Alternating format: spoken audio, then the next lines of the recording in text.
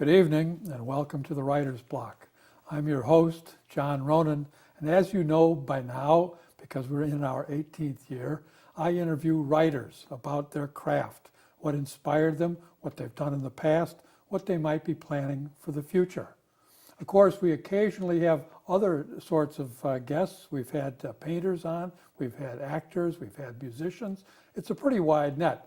So if you have ideas for a guest who you think might be right for the Writer's Block, watch for our address at the end of the program and send that suggestion in to us. I also want to remind you that many of our past shows are available at Sawyer Library here in Gloucester. They're unfortunately still on a VHS, but if you have a VHS tape machine, don't throw it out. You can use it to take out a tape from an old show, watch it at home, and then bring it back just as you would a book. Tonight we have a very special guest who is, among other things, a writer, but he's also a medical doctor and he's also a star of his own DVD productions. So we have a multi-talented artist. His name is Dr. Brian Orr. He is originally from Oyster Bay, Long Island, but migrated here early when he went to Boston College for his undergraduate degree. He later attended Georgetown University in Washington for his medical degree, and then became a resident in the United States Navy, where he practiced for 7 years, I believe he told me. He came to Cape Ann in the year 2000, and you've probably heard the name Dr. Brian Orr because he's a well-known pediatrician here on Cape Ann, known for his good bedside manner as well as his writing about the care of children. Dr. Orr, welcome to the show. Thanks for having me. Oh, I told you before we went on, I was going to ask you a real softball question because some of our audience might not know the answer. What does a pediatrician do? I don't take care of feet, primarily. Okay. That's a podiatrist. All right. A pediatrician is a doctor who takes care of children. And that can be children from birth all the way to college and sometimes beyond college, although we want them to get their own doctor by then. So there's not a real hard and fast physical line. You say once a child reaches puberty, you say, no, you have to go to somebody else. It's a flexible definition? It's a flexible definition. We take care of a lot of teenager practice is our practice. I mean, we take care of young kids, babies, and all the way through high school and many times beyond. So that teenage care is a specific area that's a particular interest of mine, but they have specialty needs that you can't farm them off to another doctor. The doctors who've known them from birth are the best ones to take care of them. So you treat children from infancy? Infancy all the way through high school and beyond. Once they're out of college, then we start trying to nudge them into their own practice. But Do you find that difficult if you're the only doctor they've ever known? It is difficult. There's many 23, 24-year-olds who still call us up, and they don't have a lot of medical needs then. They're usually pretty self-sufficient by then, but if they come up with a problem, they're calling us, and we start to try to twist their arm. It's time for them to get out of that little chair and get onto a big chair. Now, I'm curious, is that because the tests that you might want and the equipment that you might have in the office is not appropriate to a fully mature adult? Are there technical reasons for that? I think there's more insurance reasons, and also Our friends, the insurance yeah, company. yeah. Also, it's probably, they get into more of the health issues that adults get into, and so if they're running into weight or blood pressure or cholesterol problems, those are better handled by internal medicine doctors, so we try to send them up to our friends at the medical center here. Right around the corner. Right around the Studio, corner, right? that's right. Yeah. Now, I mentioned in the introduction that you are multi-talented. You are a writer. I am a writer, yeah. Your primary occupation is medicine, but you are an author of a couple books that I want to hold up here. We're going to begin with A Pediatrician's Journal, Caring for Children in a Broken Medical System. Very interesting title. I want to ask you about that. I'm going to hold this up, hoping I don't get any reflection. I'm going to move this a little closer. So that's a very interesting title, Pediatrician's Journal, Caring for Children in a Broken Medical System. Yeah. Can you talk about the title a little bit? Yeah, it is very much a journal. I kept a journal for many years and many different times of my career. And so this is a compilation of a lot of things I've written about. I wrote it in a time of transition. I was transitioning up to my practice here at Cape Ann Pediatricians with my colleagues, Dr. Stockman and Dr. Carboni.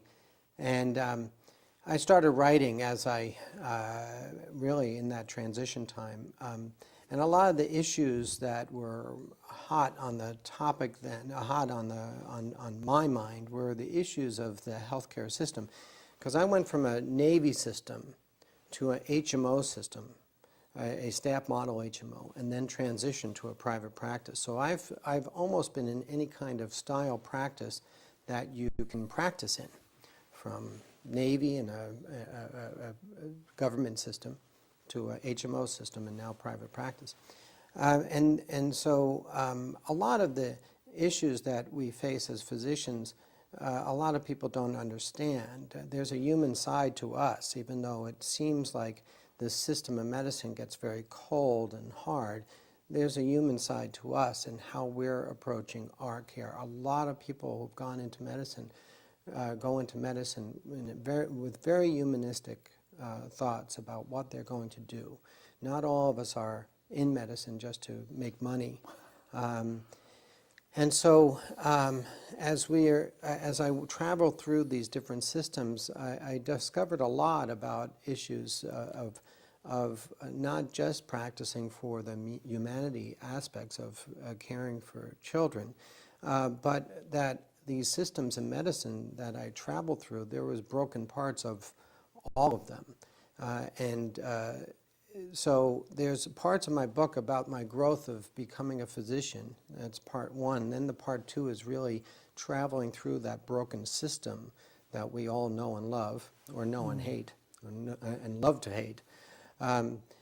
And then the final part is really trying to show how we can continue to care through that system, through that broken medical system. I want to ask you about some of the personal care, the stories in the book. But first, can you name that, in a succinct way, and this is a tough subject, one or two of the most broken aspects of our national health system? Well, it's not just an issue of getting everybody health care. We've attacked that in this state, of trying to get everybody health care. That is a major issue. But we'll never get everybody health care unless we can control the costs in medicine. And there's a lot of ways that money is just leaking out of the system. One of the biggest pet peeves of mine, which my friends in the pharmaceutical industry will not be happy with, is the pharmaceutical industry, which is just really just raping the system and getting a lot of money for things that are not necessarily addressing the gravest needs in our healthcare system. So that's number one. So the cost. The cost, especially of the pharmaceutical costs. Big Pharma is almost Big synonymous Pharma, Big with, Pharma, and a lot of people. The mafia. It's yeah, mentioned in the same tone. Yeah, a lot of people have attacked Big Pharma, and it's with good reason now. If you really look at them, they're not really developing that many new medicines, or less money is going to research and development. More money is going to advertising, as you can see on your television screen. Direct to the patient. Yeah, and a lot of the medicines that I've seen come out even during my later career is that medicines that are just changed slightly and called a new medicine and then charged a top dollar for it just because of the little change in it. It's really not fair. It's not really a new medicine, and we can cover that same disease and illness with a medicine that's a lot cheaper. We could have a lot cheaper medical system if we just handled our medical issues with cheaper medicines and not go big guns with these name brands. Good luck on that. Yeah, I know. And your book is also about the more humane or humanistic side of practicing medicine, and there are some stories in there. Can you tell us one or two of those? Yeah, that might be your favorites. Yeah, one that really illustrates a lot of change in medicine and a lot of good that we've done in medicine, and is a very heartfelt story from my perspective. It's a story about a child with meningitis when I was a resident at Bethesda Naval Hospital. I got called down to the emergency room to help out. I was at that point very technically good at doing the procedures because of where I was in the hospital. So they called me down to help out, and so I did the spinal tap on this baby with meningitis. Usually spinal fluid. A spinal tap is a gruesome procedure where you're passing a needle between two lower vertebrae, where you're not going to hit any nerves and you just hit the spinal fluid, a sac of the spinal fluid. By testing the spinal fluid, you can tell whether a child has meningitis, which is an infection in and around the brain and the spinal cord. And when I did the spinal tap, the spinal fluid should have been clear like water, and this came out like milk, which meant that it was full of infection. As the story goes on, we were totally silent in this room. We were all doing the things that we had to do to get this baby under the proper treatment. How old was the baby? The baby was very young, under a year. And so everybody was just going through what we had to do. We knew we had a serious case. Everybody was applied to it. The IV was started, the antibiotics were given, all the labs were sent off. And finally, when we were moving the baby to the ICU, they said somebody should talk to the parents. And I was elected very quickly because I was one of the lower people in the totem pole. And I had to tell these parents whether what we thought was going on, and the mother quite quickly asked me, "Is my baby going to be okay?" And I didn't know how to answer because this was one of the most serious cases of meningitis I had ever seen in that point in my career. So, but somehow I didn't want to let down her hope, so I answered, "Yes, I think your baby's going to be okay." And so as time went on in the hospital, I kept seeing her different times of the hospital. By the time the baby was in the hospital for a couple weeks with antibiotics, and to our surprise, the baby recovered. And so just before leaving the hospital, she came up to me and said, "My baby's going to be okay." And she gave me the sign, "Believe in miracles." And I didn't know whether she gave me this sign because when I told her, "Your baby's going to be okay," whether she saw a little doubt in my mind or a doubt behind my eyes, or whether I gave her enough hope that she believed and wanted me to remember that. So I still have that sign up in my office, and it's meant a lot to me. It's just a small sign, a plastic postcard type of sign, but it's just one of those where just incredibly this baby did live. Now the one thing that's really interesting about this is fast forward to today, we don't see that much of this kind of meningitis anymore. Why is that? Because they've developed vaccines that that particularly fight against the main forms of meningitis in young kids under 2. So we don't see many kids at all with this kind of meningitis anymore, knock on wood. And so it's a fascinating story because a lot of young doctors coming up today won't have the same experience because we just don't see these cases that much anymore. Are the new vaccines against meningitis based in part on analyses of young children who survived? For instance, this baby who survived, and looking at their genes or looking at their hormonal structure to see what kind of defenses they might have had that normal people don't have? No, actually it was on the other side of the coin. It was studies on the bacteria. These two particular bacteria have capsules that our bodies can make antibodies to. And so what they were able to do is draw from that and create vaccines that use those capsules or forms of those capsules, so that by giving those vaccines, children form antibodies to those bacteria. So those bacteria have become relatively harmless. Good. Yeah. Now, you have a couple other items here I want to mention. Excuse me, first, where can our audience buy the Pediatrician's Journal? That's at all major bookstores, and it's coming out in paperback somewhere around April of this year in '08. So, just about to come out in paper. Just about to come out in paperback. Yep. Okay, very good. Now, you have a couple other items I want to mention very much. This is a wonderful book with a wonderful title, The Everything Guide to Raising a 2-Year-Old. I'm going to hold that up. This is a paperback edition, and I want to ask when this came out. This came out in '07. And where can our audience buy this? These are at all major bookstores. Amazon, same with the other book too, is on Amazon. So these you can buy all over the country, Amazon, online, Barnes & Noble, Borders, local small bookstores, so everywhere. So now this is an everything guide. So Yeah. if I have a 2-year-old and the 2-year-old's toe is swollen, I can You can look in that check book. up under toe here. Well, I don't know if it's specific about toes, but it's more about the general health and well-being and psychological development and how to treat and manage a 2-year-old and their behavior.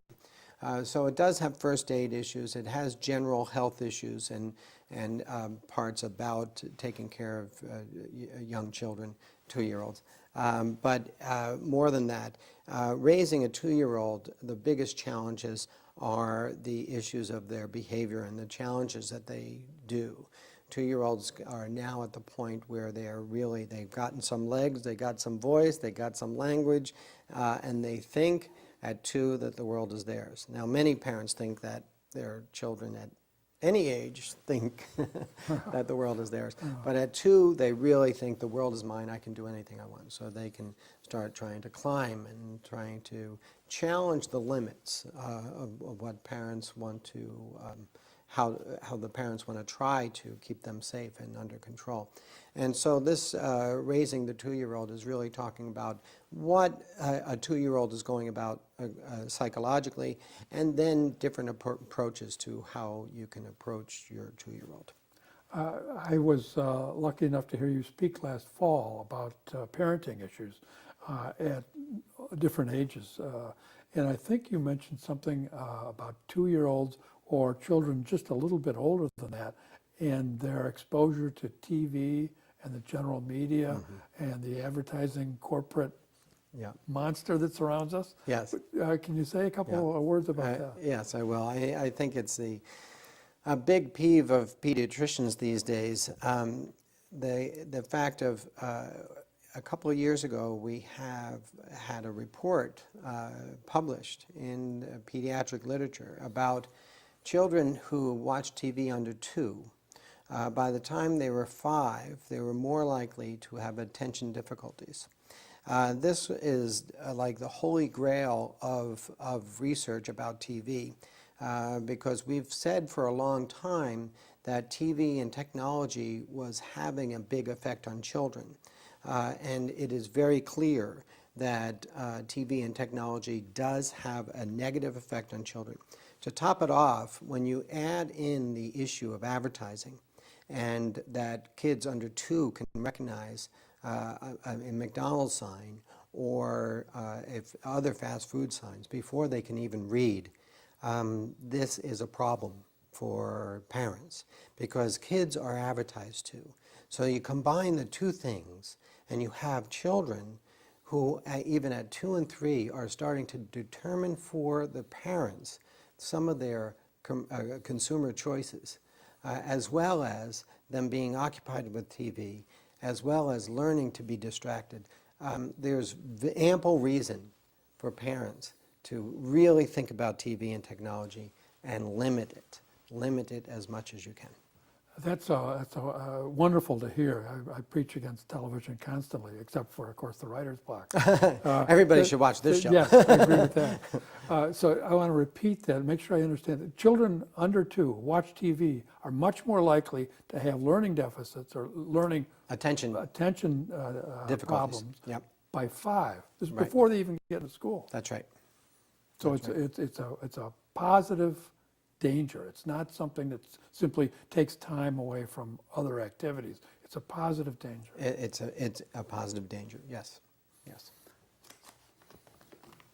I'm glad you were pointing that out to whomever you can get to hear that. I've spent a lot of time with no success at all, telling my students to shoot the television set. Yes. I have also a DVD here. I want to hold this.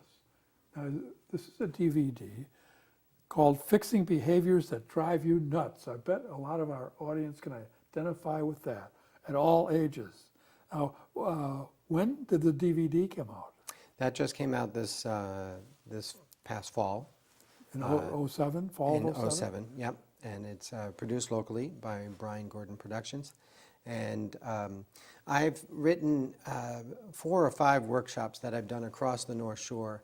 And actually, with my time and energy, it became an idea to produce them on DVD because not a lot of parents could always come out to them.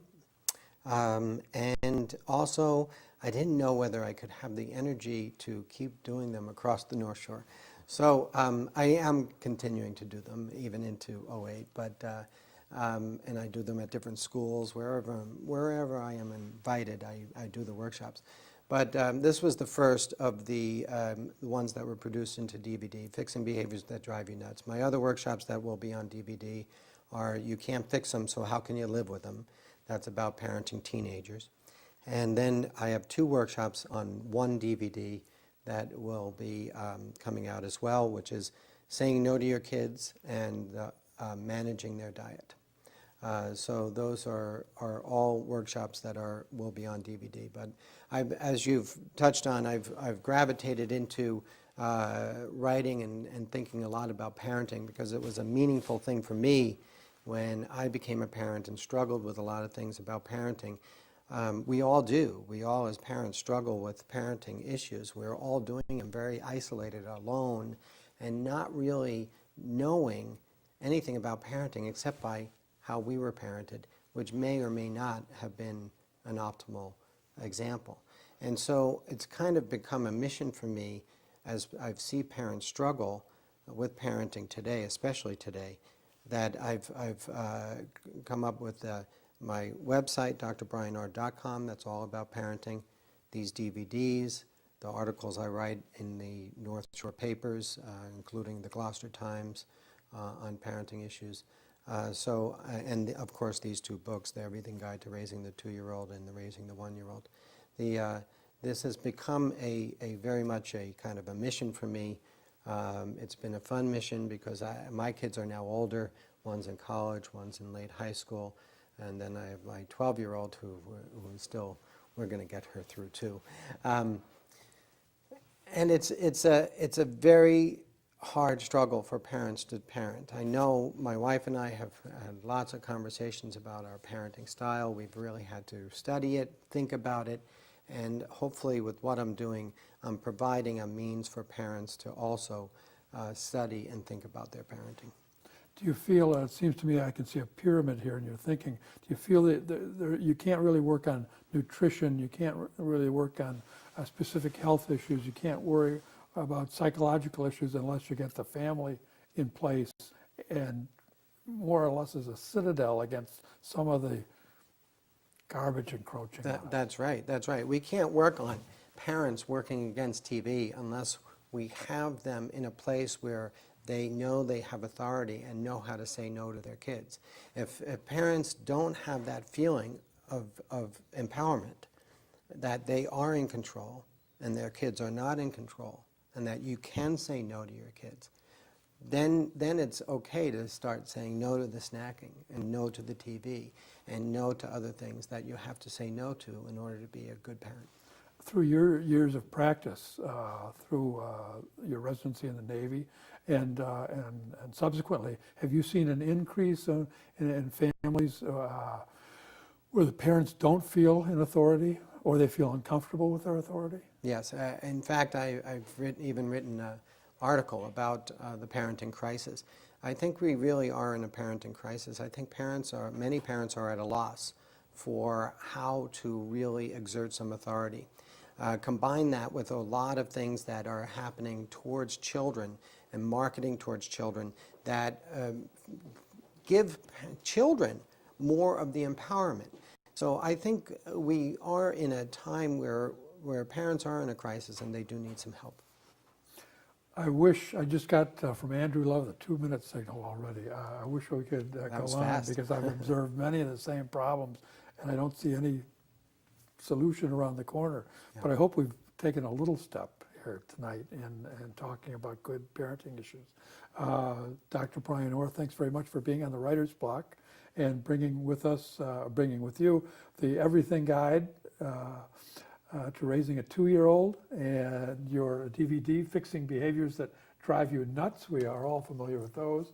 And a pediatrician's journal. I think we've got a vast audience. The sales will skyrocket after Let's this hope. show. Let's hope. I want to thank all of our TV audience for being with us too. If you've learned something helpful from Dr. Brian Orr about raising children, from diet to psychological welfare to healthy, authoritative, well, I should say authoritative, but what do I want to say? Healthily raising children with proper authority, then the Writer's Block has done its job. Thanks for being with us, and I hope to see you again next week on the Writer's Block. Good night.